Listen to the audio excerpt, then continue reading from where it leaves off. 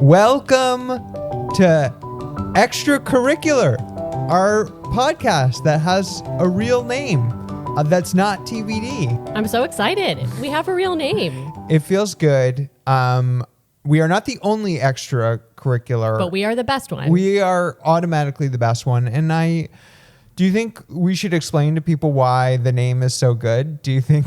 I'm curious to hear why the name is so good, Eddie. Well, because I feel like, you're a member of the Orange County School Board. What is your name, by the way? Stephanie Vanos. It's great to meet you, Stephanie Vanos. And I'm Eddie Geller. And I think so there's this school aspect, but we don't just talk about education. We don't just talk about your work on the school board. So there's a lot of talk that is extracurricular, that is outside the curriculum of what you think this podcast might be. Don't you think that's cute? I mean, I think it's cute. I think it may be less cute now that we've had to explain it to people who probably were like, yeah, we get it. Thanks. They were probably listening to this at 2x. And so really, sped through it very quickly. I'm super excited. I love Extracurricular. We, at some point, have to share our list of 20 potential names. Oh, we can talk about them right now. I mean, why not? We always need content. Hold on. I have to unlock my phone. Well, let's talk about, did we talk about the name that you initially wanted to have for this podcast that I said no way? The Stephanie Vanos podcast with Guy? Yeah, not good. No, I think that was actually great. I fumbled it a little bit. The Stephanie Vanos podcast with Guy. I think it was good. I think it would have been cute. I'm not a fan, but we had some other good ones. Okay. Public Comment. That was like one of our first names, but there's another podcast called Public Comment with two former elected officials. Shouts to those guys. Yeah, a great name. Honestly, that was my first choice, but so we did not go with that one. Okay. Closed session, executive session. Oh, okay. I have another one. S tier was one we had thought about, which is, if for folks who don't know, is like kind of internet parlance for like the best of something. So if there's like A tier, B tier, S tier is the best. And I thought, because your name is Stephanie and calling it S tier, I thought would be cute. Are you other good names you're finding? Well, it's funny because my idea, which I actually don't see on your list, was unelected officials. No, that was one of my favorites. I liked that one. Oh, no, you had elected unofficials. Yeah. Elected unofficials. To be clear, you had access to edit this list. I don't want people to think I just kept something on my phone and you could not edit it. Okay. So we also had study hall, which was cute. Yeah. Dismembered, which I think was also my idea.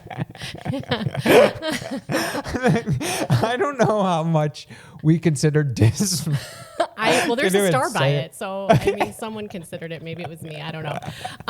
Okay, but one of the last ones we had, which actually got thumbs down, I feel like when we shared this with others, was Department of Ed and Staff. Because, get it? Yeah. Get it? No, I thought it was really clever. Your friends didn't like it, and so it ended up getting shot down. But I thought it was cute, and maybe people have listened to this list of names and heard three of them that they thought were better than extracurricular. But oh well. I'm also probably going to have to practice saying extracurricular. I also can't wait till people write back and say you should have just kept it TBD. Yeah, they're probably going to say that. They're going to be so disappointed. Yeah, well, I think you want to be able to take risks. And I think to stay TBD would have been the safe move. But I don't endorse the safe move. We gotta be who we are. And we are extracurricular. We are extracurricular. Okay. What's been going on this week? Well, I've done some traveling for work. This is not just this past week, but in the past couple of weeks, I was in both Colorado and in Oregon and Washington doing some videos about the cuts to Medicaid that are coming in this bill, which we're going to talk about today. We're going to talk more. I know we have talked about it a bit. We're going to talk more about as Trump calls it, the big, beautiful bill, this bill that has passed the House, and kind of dive into it a little deeper about why it's so terrible. But for work, actually, I interviewed a couple folks who are going to be affected. I mean, millions of Americans. We are all going to be affected by this bill, but who had some personal stakes in this bill. So I've been to Colorado before. It's beautiful. I've never been to Oregon or Washington. Also gorgeous. Lots of big green trees. I think about that quote that Mitt Romney had. I think he was actually talking about Michigan, about the heights of the trees are just right. And actually I went going to Oregon and seeing all the like beautiful green trees. I should Google what kind of trees those are. Let us know if you already know. But the trees were just the right height and it was beautiful. I don't even know what that means, but while you were enjoying the great states of Colorado, Oregon, and Washington, I was enjoying the great cities of Detroit and East Lansing, and somehow that just doesn't seem fair. Well, but you were there for a great reason. Your youngest daughter competed in Odyssey of the Mind, which I had never heard of, but apparently not lots of parents know what Odyssey of the Mind is. Can you tell us what Odyssey of the Mind is for anyone who doesn't know? Honestly, no, because I thought that it was a before school club that my daughter could go to.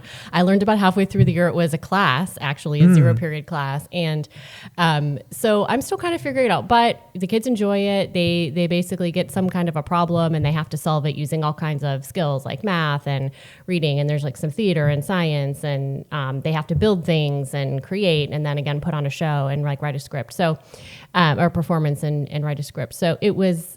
Do I fully understand it? No. Do they seem to enjoy it? Yes. Am I proud of them that they made it to Worlds? Yes. There was quite a lot going on. I slept in a dorm room, had to use the bathroom at the end of the hall with a key. No, thank you. Not my favorite, yeah. But it was for a great reason. So, and some other really great parents there, which made it super fun too. To go back for a second, I actually think 0 period would be a great name for a thriller movie. I don't know what happens in 0 period, but maybe the principal has been kidnapped and we need to figure out how to rescue him. And I don't know. I mean, I feel like Denzel Washington is a concerned grandparent and he needs to rescue the principal in 0 period. Wait, maybe that should have been the name of the podcast. 0 period. Oh my God. Is it too late? This might be too late. I don't know. 0 period is very good. The other thing I did, I met up with a dear colleague of mine, Amanda. She was visiting Disney with her daughter to go through the Disney princess situation. I don't exactly know. But it was wonderful to see my coworker who I'd never met in person, to meet her daughter. And I have not been on the Disney campus in maybe 3 decades. I grew up here in Florida, but it's been a long time. But I have to say, they were staying at one of the nice resorts. I don't want to name the resort. I don't want my coworker getting tracked down, even though I think she's gone already. But I was on one of the beautiful resorts, and it's like, this is gorgeous. And even though I am not a Disney person myself, I kind of got it. I was like, oh, this is kind of cute. Again, I didn't go to one of the parks, so I don't know about that part, but it just felt like, I don't know, you're just kind of being taken care of, and it's all very like, it's cutesy. That seems to be what people say.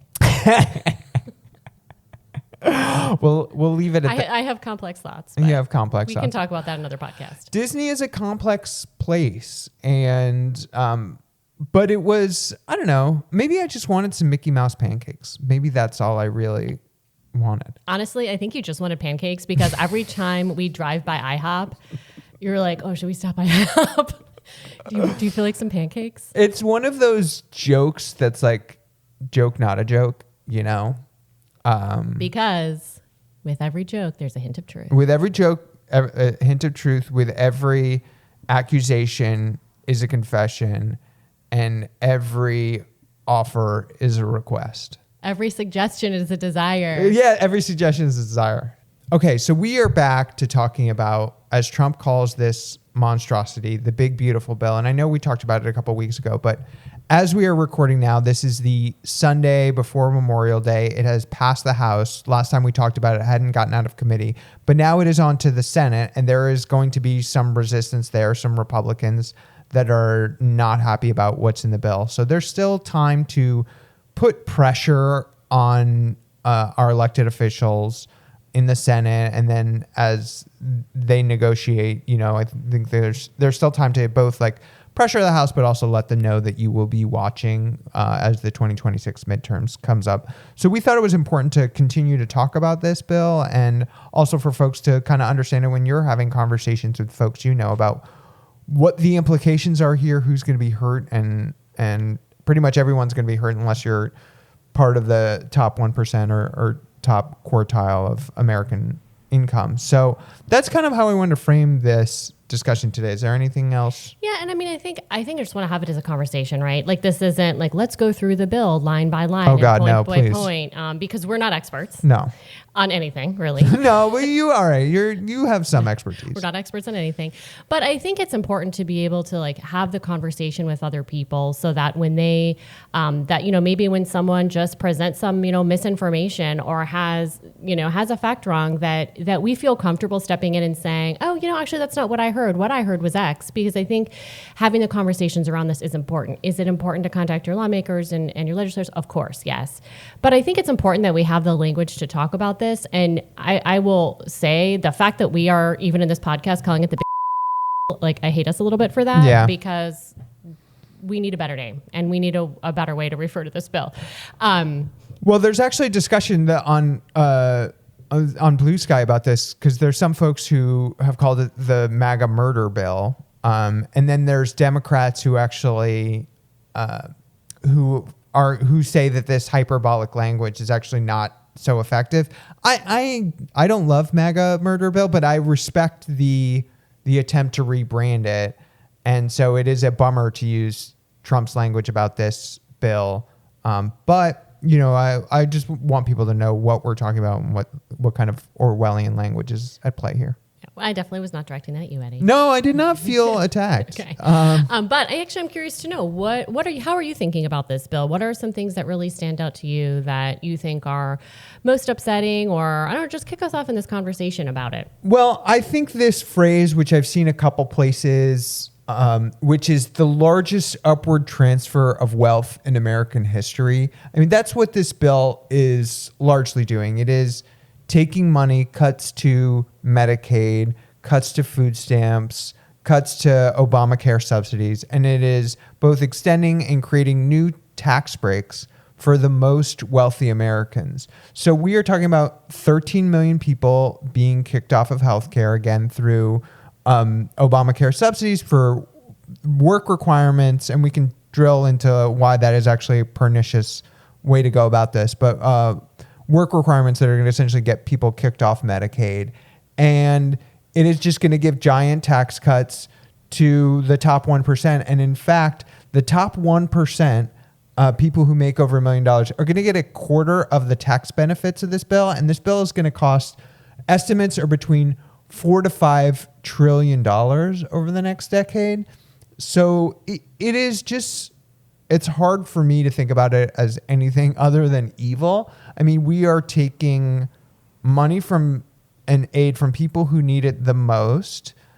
People are on Medicaid. People are getting these subsidies. People are getting food stamps. And we are just giving money to millionaires and billionaires who don't need it, who are going to get another vacation home or, reinvest their stock portfolio or what have you. And this is not just about, hey, this is the morality of hurting people who are less fortunate, though it is that.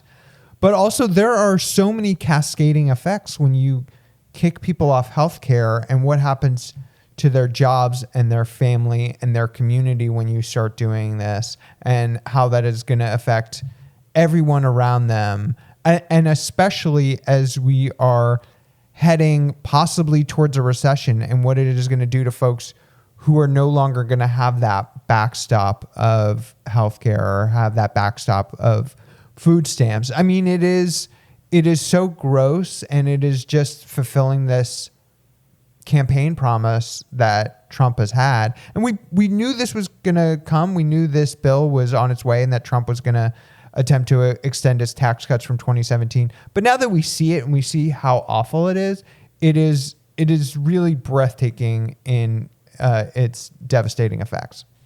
I think it's really scary when we think about, many have predicted that we are nearing a recession, and that as we near that time, people are going to be losing their health care and their benefits and, access to food. I just think that timing is just awful. I wanted to drill in a little bit to the work requirement part of this bill, because I think I heard somewhere that 60% of Americans actually support having a work requirement tied into Medicaid. And as you kind of look at it, the reality is most people on Medicaid are working. Mm-hmm. And so really what this bill does, though, is it just adds paperwork and adds obstacles so that people who are working just have a harder time showing that they are working. And so you have people who are working listen, you're talking to someone who can barely sign her kid's permission slip to school, and I'm a school board member, you know what I mean? And so I just think all of this paperwork means that there are people who might actually be working and they just can't prove it, right? Or they're working many jobs to keep afloat, and honestly, they just don't have time to do this administrative BS. And I think that's making it harder for people to get what they need and what they deserve. So that to me is an issue, and but it's framing it in such a way that most people support it. But what they don't realize is that most people are working who are receiving Medicaid. Well, I think too, and it's not just a sort of good-natured attempt at trying to make sure people are working or contributing to society. I mean, these work requirements are specifically to kick people off without saying they're kicking people off. So I think it's important to note that this is not, they're not like, well, it's really time that we finally make these people or have some proof that people are doing the work. They're like, how can we kick people off? We know that by creating this administrative burden that people will fall off of these programs by creating this burden. So that's why it's there. So it's not some, and I know you're getting this, but not some genuine attempt to try and make sure more people are working. It is a genuine attempt to kick people off these services so they can save money for these tax cuts. Right. I mean, that's not even getting to the discussion of whether we should be tying healthcare to working. Here. I'm right there with you. So, I think those are some of the most, really at the heart of what is so awful about this. But this is also a 1,000-page bill. I mean, so there's a ton of stuff in there, including cuts to tax credits related to renewable power and at a time when year after year, we are seeing the hottest years on record here in Florida, more and more powerful hurricanes and climate devastation across the country. And this bill scales back our federal support for renewable energy. So that is also just extremely upsetting in this time, and incredibly stupid increases in funding like ICE and detention. Yeah, I just want to go back a minute to the energy efficiency, kind of climate-related sustainability. These are American industries. These are American industries that are developing. They are American industries that need to be competitive, with other countries who are developing these kinds of renewable energy, in that industry. And this is Trump, who claims to be like pro-American industry, and here he is cutting an entire industry, which, like it or not, we're going to need to find other sources of energy, whether you want to do that to help our climate or whether you want to do that to just have more independent, availability of resources. And another huge piece of this that I'm sure people who think a lot about the budget and the debt are probably screaming in their mind is that this bill is going to cost us $4 to $5 trillion. The cuts to Medicaid, SNAP subsidies, clean energy subsidies are only going to save about $1 trillion. So this is adding, trillions of dollars to our debt.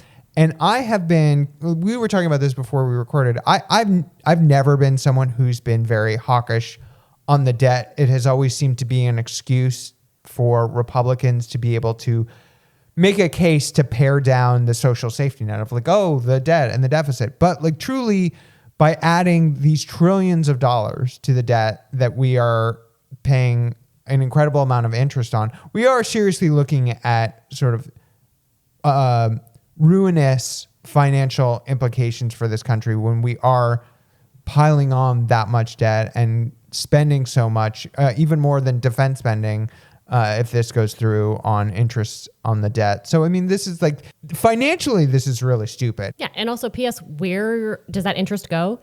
78% of interest payments on our debt goes to Japan and China. And one other thing I want to make sure we talk about, because this is something we're always bringing up on this podcast, but taxpayer-funded vouchers find themselves in this bill. Can you tell us just a little bit?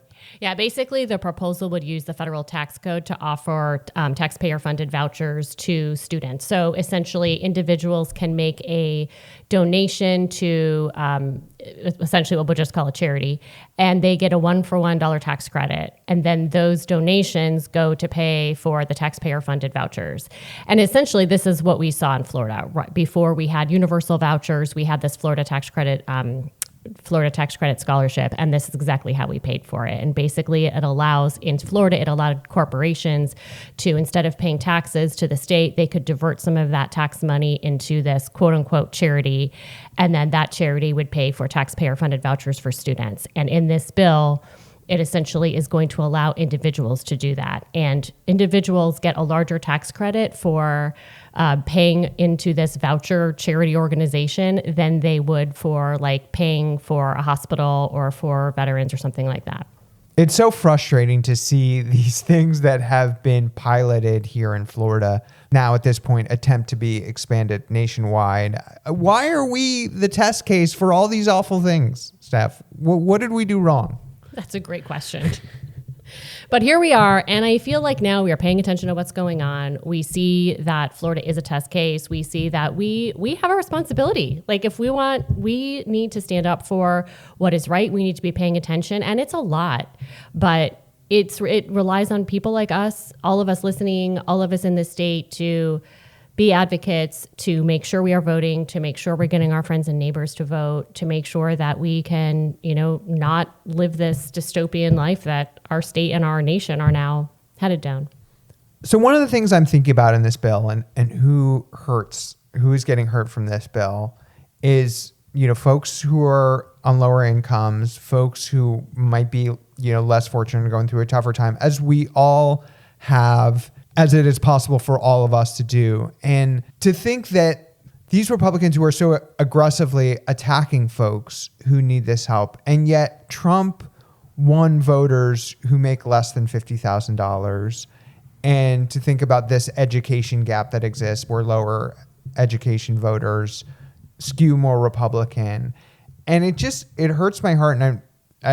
We are far from the first people who have been having this conversation, but this inability for Democrats to emotionally connect with the voters who they are at least attempting to trying to help, right? Like in a world that makes sense, Democrats who are like, let's expand or protect the social safety net would have an easier time connecting to the voters who are the recipients of these things. And for very complicated, I think, reasons, we have a hard time making the case to these people these days. And it didn't always used to be like that, but we're just now, I think, seen as the party of elites and people who are on their high horse, who care about esoteric things and don't care about working folks. And it is just so frustrating with a bill like this to see it play out of like,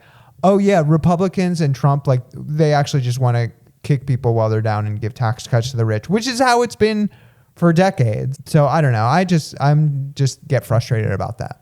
Yeah. And sometimes I feel like the very people that Trump insults are the very people that are flocking to vote for him. And it's very, I don't understand it. There's so much to be said for an alternative information environment that a lot of folks on the right exist in, with alternative facts and conspiracy theories and narratives that just are completely fabricated out of thin air. So to work from that place where your voters are just getting the information that is comforting to them and reconfirms their narrative makes it a lot easier to convince them that you're fighting for them.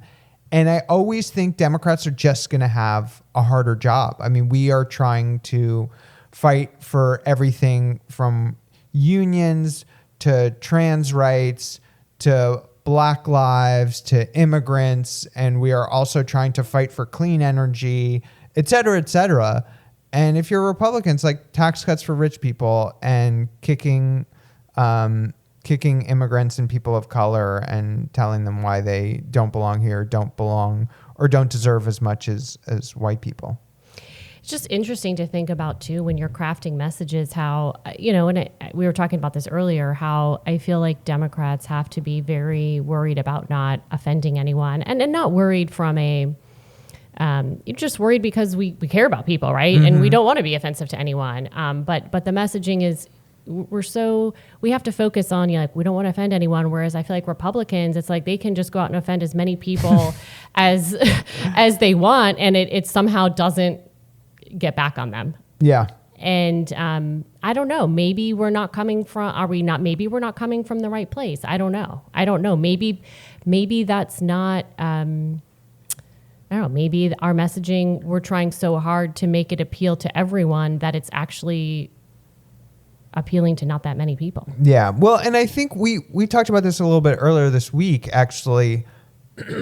One of my favorite writers, Brian Beutler, who has a subset called Off Message, which I really like, actually talked this week about messaging and harken back to one of the folks locally who I am happy to say on mic I'm not the biggest fan of, but Alan Grayson, who was a member of Congress when Republicans were trying to repeal Obamacare.